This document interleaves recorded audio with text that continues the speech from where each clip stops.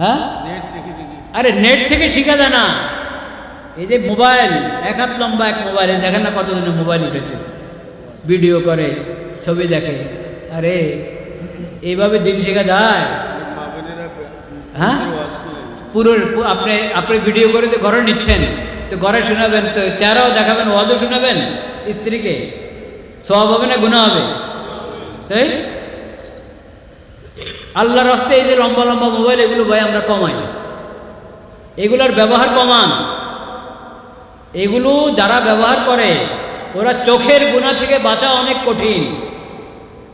নিজের অন্তরকে জিজ্ঞেস করেন না, নিজের অন্তরকে জিজ্ঞেস করেন, এই লম্বা মোবাইল আমরা কয়জন চোখের হেফাজত করতে পারি, কানের হেফাজত করতে পারি কয়জন?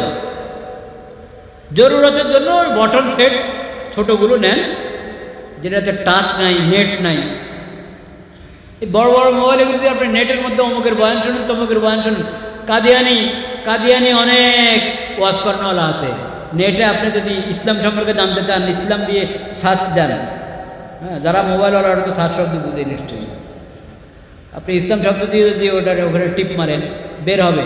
তো বের হবে কারা? দেখবেন কাদিয়ানি ওয়াজ কর্ণওয়ালা ওয়াজ করতেছে। আপনি তো ভালো বলবেন যে এই ভালো দাড়ি রে, ভালো পাগড়ি রে, হ্যাঁ, টুপিও সুন্দর, আপনি তো ভক্ত হয়ে যাবেন, কাদিয়ানির ভক্ত হয়ে যাবেন। কত বেদাতিরা তো বয়ান করে, কত গুমরাওয়ালারা তো বয়ান করে, কিন্তু সরাসরি ইসলাম নাই, ইমান নাই, বেঈমান হয়েও ইসলামের দাবি করে। এরকম প্রতারকদের বয়ানে ভরা নেটের মধ্যে। তা আপনি নেট দিয়ে যদি বয়ান শুনেন, তো আপনি তো কাফেরের বয়ান শুনতেছেন, আপনার খবর নেই। আপনি ভাবছেন যে এটা মুসলমানের বয়ান, আপনি পাগড়ি আর দাড়ি দেখে ধোঁকা খাচ্ছেন। পাগড়ি আর দাড়ি ভালো জিনিস, কিন্তু যদি ধোকার জন্য ব্যবহার করে পাগড়ি আর দাড়ি, তা আপনি কি করবেন? বুঝতে হবে কি হবে না?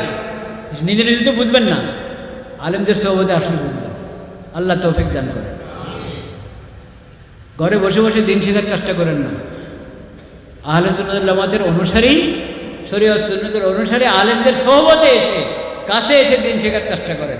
আল্লাহ তাআলা তৌফিক দান করেন।